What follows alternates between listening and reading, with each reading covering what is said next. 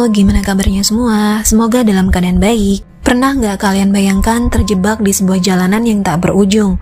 Sewaktu kalian akan merayakan hari besar bersama keluarga kalian, kalian hanya berputar-putar di tempat yang sama tanpa bisa mencapai tujuan. Parahnya lagi, kalian menyadari jika kalian tidak sendiri. Ada sesuatu yang selalu mengikuti dan mengancam nyawa kita. Yap, sesuai dengan alur cerita film kali ini, menceritakan tentang sebuah keluarga kecil ingin merayakan malam Natal bersama sanak saudara yang lain. Tetapi, untuk menuju ke tempat yang mereka inginkan, mereka memutuskan mengambil jalan yang tidak dikenal hanya untuk menghindari rasa bosan. Sayang sekali, jalan tidak dikenal itu menjadi jalan tak berujung atau buntu. Mereka juga diteror oleh seorang wanita berbaju putih menggendong bayi di pinggir jalan. Dan sejak saat itu, satu persatu dari mereka jatuh menjadi korban wanita tersebut. Bagaimana kelanjutannya? Langsung saja masuk ke video alur cerita film Dead End 2003.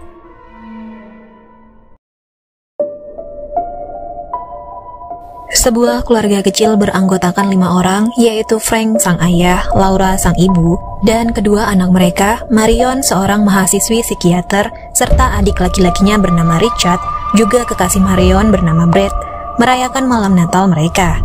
Rencananya mereka semua akan berkunjung ke rumah orang tua Laura untuk merayakan Natal bersama. Malam itu Frank yang mengemudikan kendaraan. Setelah 20 tahun melewati rute yang sama, Frank memutuskan untuk melalui rute berbeda atau jalan pintas yang tak pernah mereka lewati sebelumnya, hanya untuk menghindari kebosanan.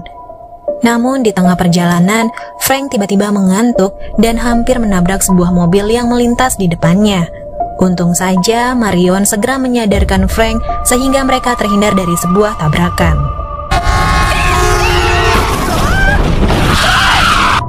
Setelah insiden tersebut, Frank berhenti sejenak untuk memeriksa keadaan mobilnya. Setelah melihat kondisi mobil yang tampak baik, Frank melanjutkan mengemudi.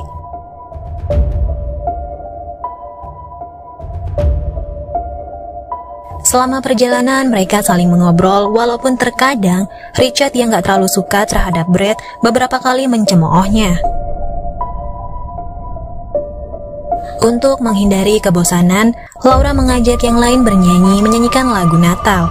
Mereka juga melewati sebuah kabin.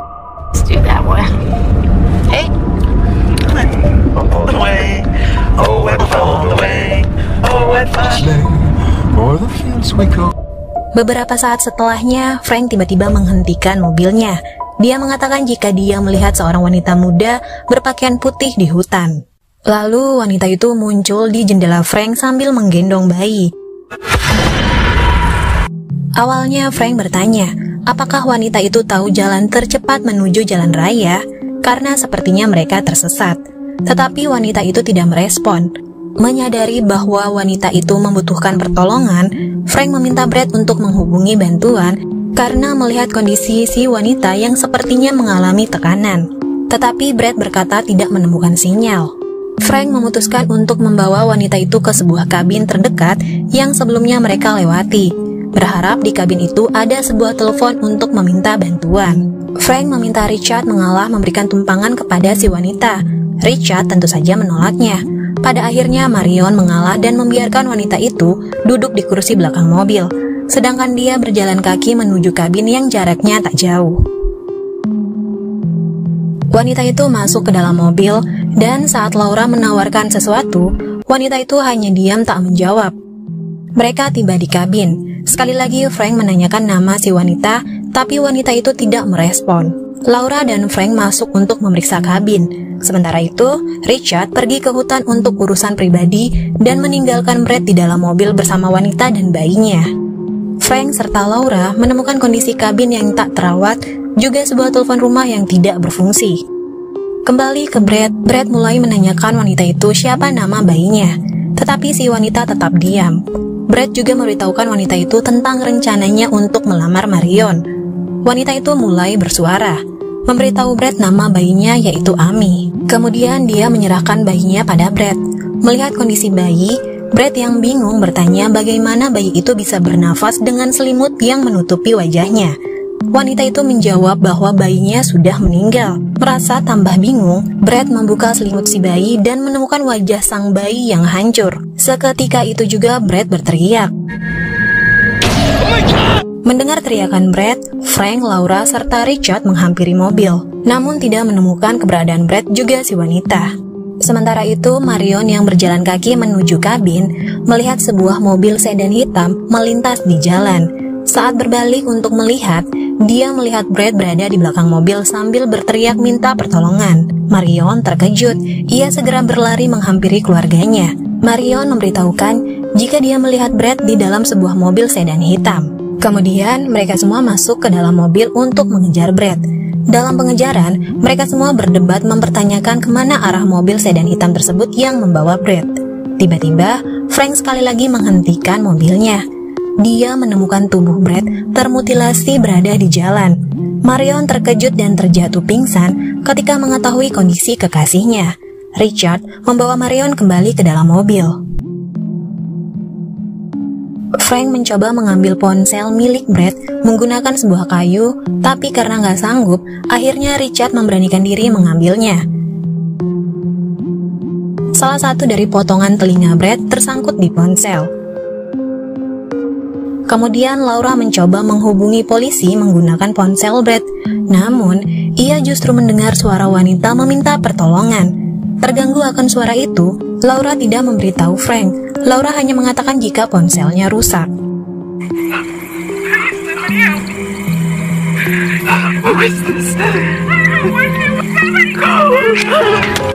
Saat mereka akan pergi, Marion yang tersadar hanya duduk terdiam. Tampaknya Marion mengalami syok berat. Frank melihat sebuah tanda jalan menuju kota Marcotte. Frank merasa belum pernah mendengarnya. Mereka memeriksa peta dan tidak menemukan nama tempat tersebut. Lalu terjadi sedikit pertengkaran di antara Laura dan Frank perkara peta dan jalan pintas yang gak pernah mereka lalui sebelumnya. Setelah sedikit meredah, mereka memutuskan menuju Marcotte. Richard mulai merasa aneh karena selama perjalanan tidak ada mobil lain yang melintas selain mobil mereka. Richard juga menanyakan sudah berapa lama mereka berkendara. Laura melihat jam dan mengatakan sekarang pukul 7.30 malam. Frank mulai menanyakan, bukannya saat membawa wanita berbaju putih itu sekitar pukul 7.30 malam? Mengira jam mobilnya rusak, Laura mencoba melihat jam tangannya yang juga menunjukkan pukul 7.30 malam. Richard kembali merasa ini semua nggak masuk akal melihat apa yang terjadi.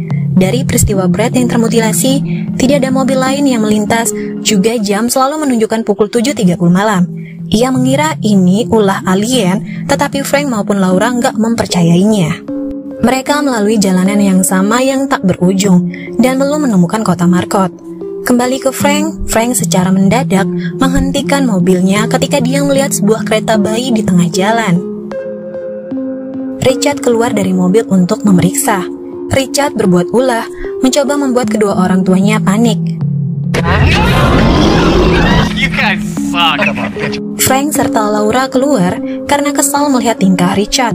Mereka juga memeriksa isi kereta bayi yang ternyata kosong, lalu meminggirkannya. Richard berusaha menyadarkan Marion saat kedua orang tuanya bertengkar, tetapi hasilnya tetap nihil.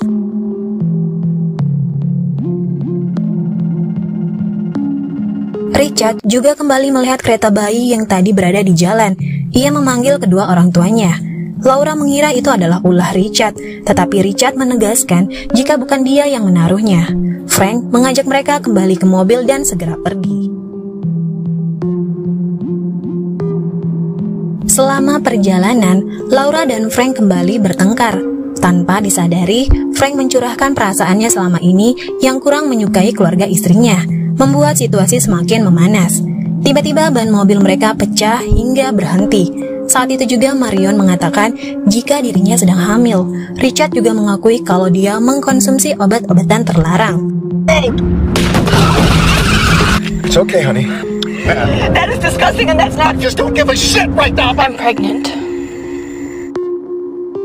Pengakuan mereka membuat Frank dan Laura sedikit kaget. Frank keluar untuk mengganti ban mobil yang pecah. Sementara itu, Richard bersantai di hutan. Wanita berbaju putih muncul di hadapannya hanya untuk merayu Richard dengan mencium bibir Richard hingga merobek bibir Richard dan menakuti Richard.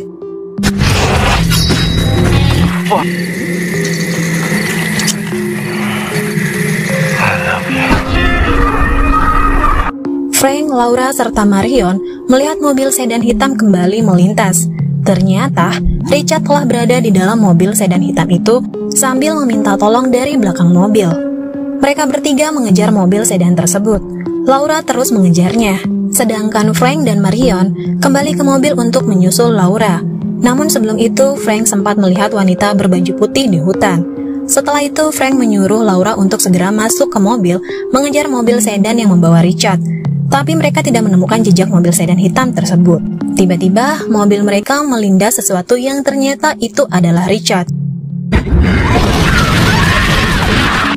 Mereka semua keluar dari mobil. Mereka menemukan tubuh Richard yang hangus terbakar, membuat Laura terguncang berat. Dari sana terungkap jika Richard bukanlah anak kandung Frank, melainkan hasil perselingkuhan Laura dengan seseorang yang bernama Alan. Frank tidak bisa berbuat apa-apa.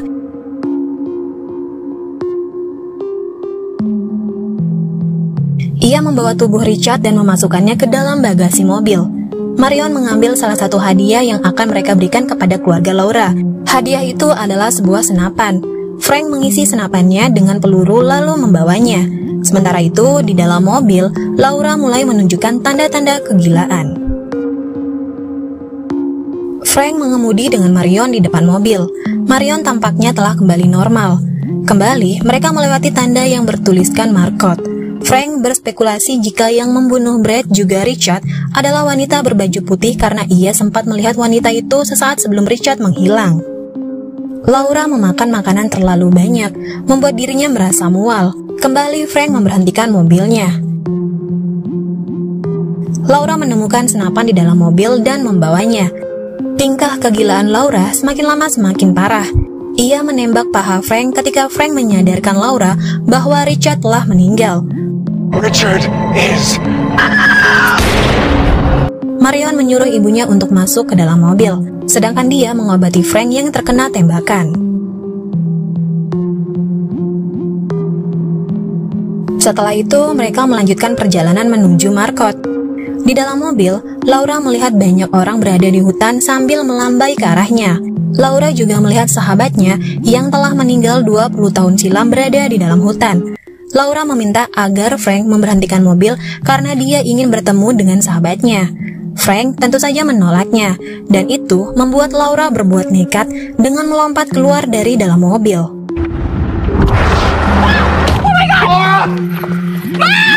Frank segera memberhentikan mobilnya. Mereka keluar mencari Laura yang menghilang. Kemudian, mobil sedan hitam itu muncul lagi. Frank emosi melihatnya. Ia mengambil senapan, mencoba menembak pengemudi mobil.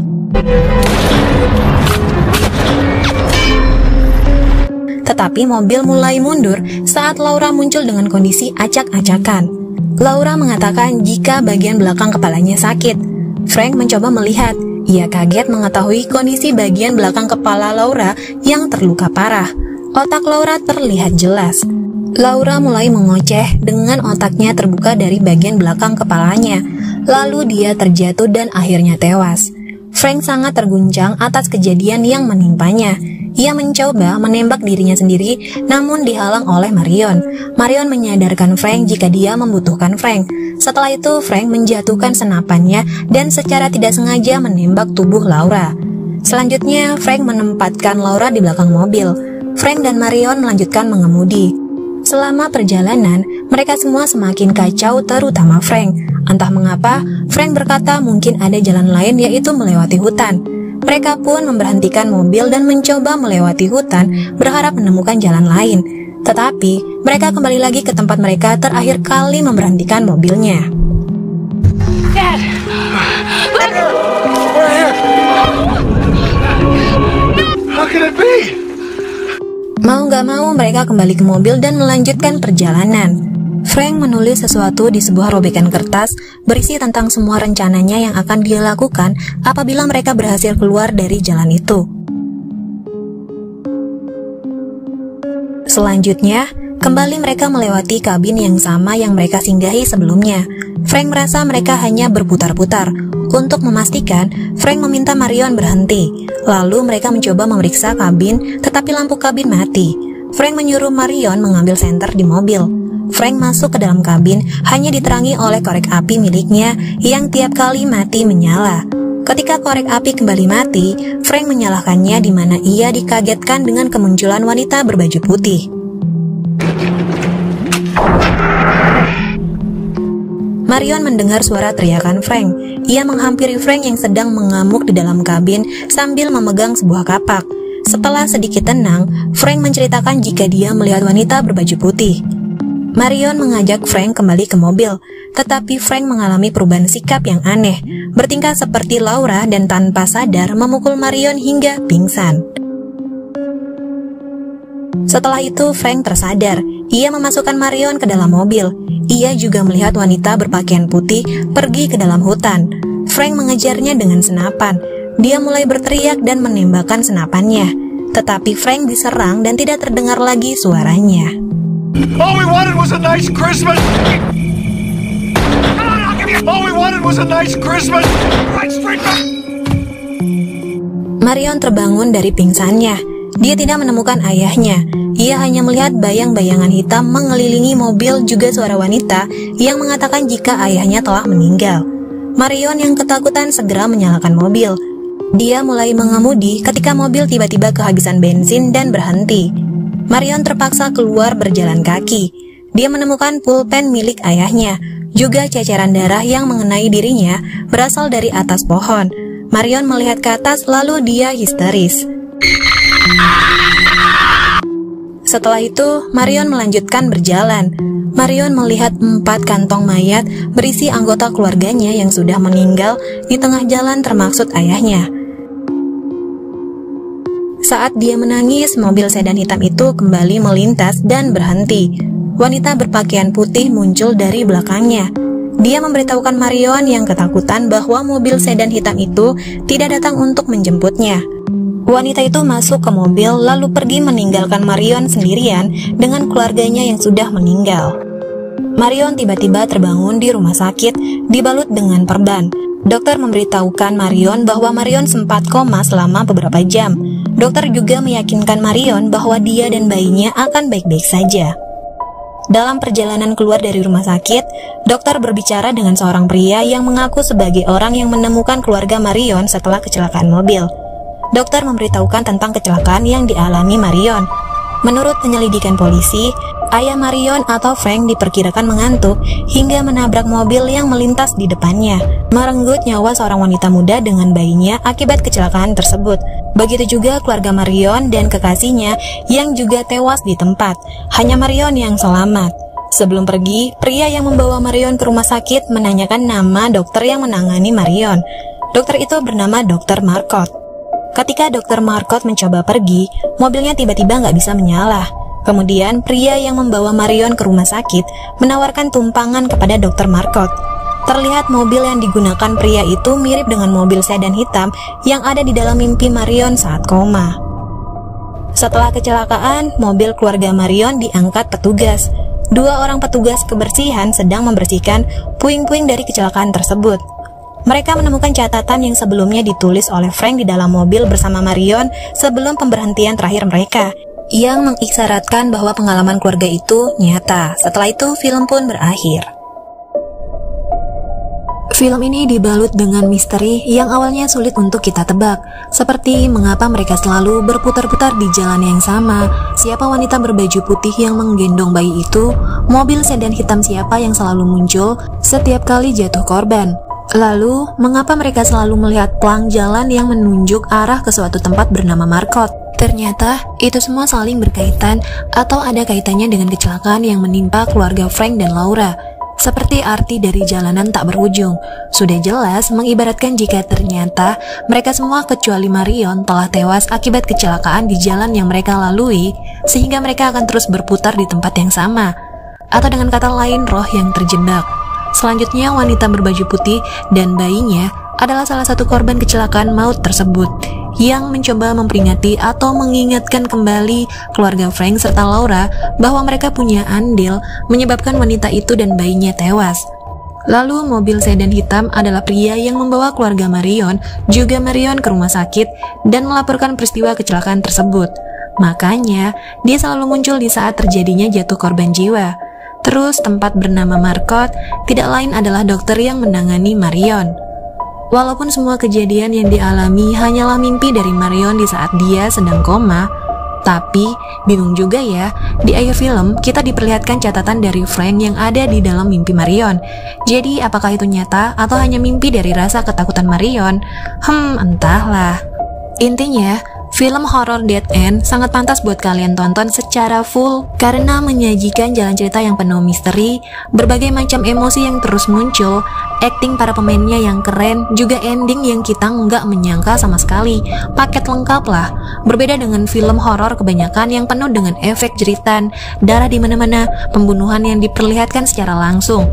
Di film ini, kamu hanya diperlihatkan adegan-adegan seram tapi tidak secara penuh, memungkinkan kita mengembangkan imajinasi kita sendiri. Tapi semuanya tergantung selera ya. Oke, cukup sekian penjelasannya. Ketemu lagi di alur cerita yang lain.